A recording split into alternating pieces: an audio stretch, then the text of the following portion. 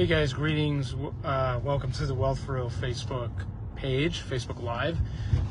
It's Thursday, October 19th, 2023. Just wanted to kind of jump on and do a little bit of a roundup, guys. I mean, nothing specifically on my mind any different from some of the things I've talked about lately, but was just browsing around, looking at various economic news today. Got a couple gold, silver newsletters I was backed up on, things like that, and was triggered to check in with you guys about a couple points. Speaking of the newsletters, and I do think I addressed this one or two videos back, but the newsletter put it back in my mind. $194 trillion unfunded liabilities. I think, and this was a number I didn't say the last time I brought that up, but the newsletter reminded me. I think the newsletter said it comes to $588,000 per person, per citizen, or per taxpayer. I can't remember. There's less taxpayers, obviously, than citizens. So, but one of those two metrics, it was 588,000 or so, give or take a couple $1,000. So the 194 trillion is staggering in its own right.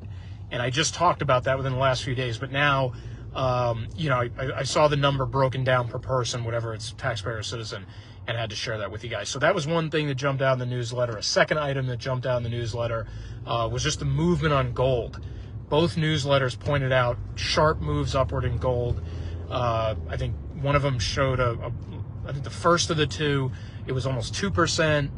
Across that week, and then the other one was a 7.5% surge. Obviously, tension and conflict brewing in now various places on the globe, so that was a huge driver behind that, according to the newsletter. But really, really sharp move up in gold. I mean, I made the move into it in late September, when gold was in the low to mid 1800s spot price, not the price I paid for it. Obviously, it's different on the exchange, but the spot price was probably low to mid 1800s. It's now, the last I saw it today, it was in the upper, little bit past halfway in the 1900s. So like 1960, 1970, something like that. So pretty big move in like a half a month. So that kind of was top of mind for me. And a third item that jumped out in the newsletter, I couldn't find it though.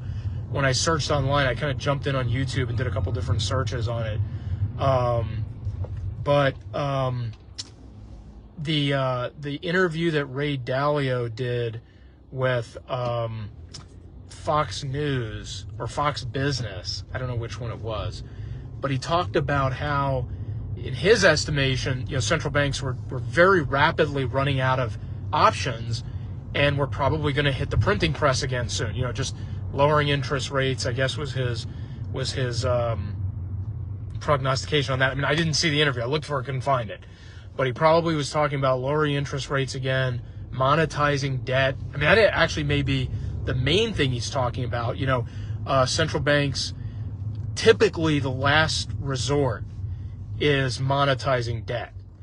Usually, I think, if I understand correctly, there's a lot of other tactics, lowering interest rates, buying and selling bonds, there's all kinds of stuff like that. But I think straight debt monetization is usually like a last ditch effort that they make to stimulate the economy, or to pump funding into the economy or back to the government, or whatever the case may be. So I think that's probably what he was talking about.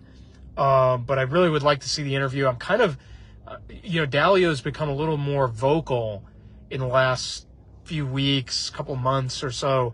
I kind of have started paying attention to him because he's just very well accomplished in his own right with what he did with Bridgewater, Bridgewater management, and just other things he's gotten right over time. I think, generally speaking, obviously nobody's right all the time, but I've definitely been paying attention to some of Dalio's comments lately. So those were a few things that jumped out in the newsletter. I think that was kind of it that I wanted to share with you guys on that.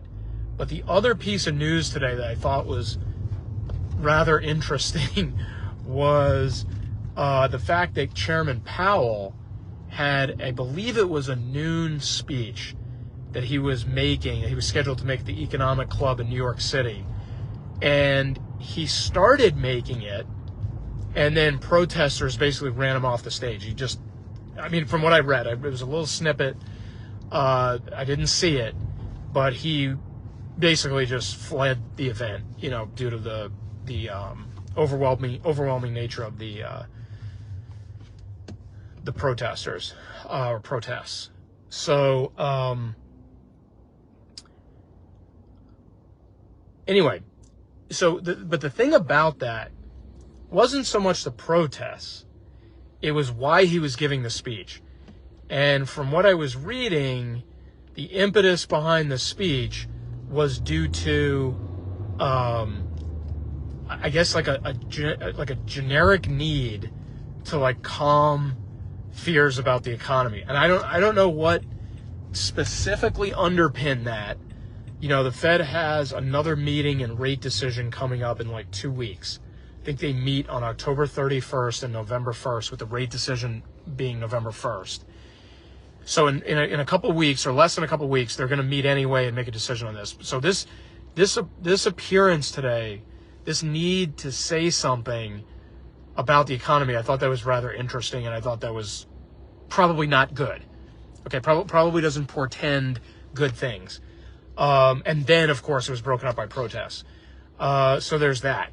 The other thing I wanted to mention to you guys, literally just popped in my head, I think when I was talking about Powell, is I don't know when and where this happened. I think it was over the last week or two, when President Putin and Xi Jinping had a meeting, in-person meeting, or summit, or whatever you want to call it. Somebody pointed out, I don't know who pointed it out, I don't know where I saw it, pointed out that both these guys were wearing on their suit lapels, I guess they typically wear like the flag of their country. I mean, you know, like United States politicians wear, you know, the U.S. Flag on their lapel. I presume, excuse me guys, long day. Anyway, I presume that Putin and Jinping wear their flags there normally. But for this meeting, they were wearing like what were essentially like gold leaves, like some kind of symbol that had gold. Okay? And I forget who pointed it out, but they were like, ruh-roh, you know, here's two guys, you know, controlling pretty large economies, pretty steeped in the whole BRICS thing, you know, and looking at the, you know, getting off the dollar and all that stuff. And now they're wearing gold leaves, if that's what the shape was. I'm pretty sure it was. Gold leaves on their lapels. So, you know, not a good sign for the dollar, amongst many, many other bad signs for the dollar. So anyway, guys, all that was just stuff I want to cover with you, plus the usual roundup on the whole interest rate situation. I mean, you know, 10-year Treasury, 30-year Treasury, all making, you know, new highs since, 2007, you know, time frame or whatever. So it's like 16-year highs on those things. I mean, just really, really bad stuff brewing, guys. I mean, just tip of the iceberg type stuff. You know, more than likely. That's my humble estimation on that. So anyway, I'm gonna shut it down here, guys. Thanks for checking out the live. Hope everybody's having a great week, great Thursday night. Hope everybody has a great weekend if I don't get a chance to talk to you guys tomorrow. But yeah, until next time, thanks for checking in, guys. Thanks for supporting the page and the content. Go to the YouTube channel too, guys, if you haven't subscribed over there, at Wealth for Real. Would love to see you subscribe over there to the channel. So thanks, guys. Hope everybody has a great night, and we'll talk soon. All right, bye-bye.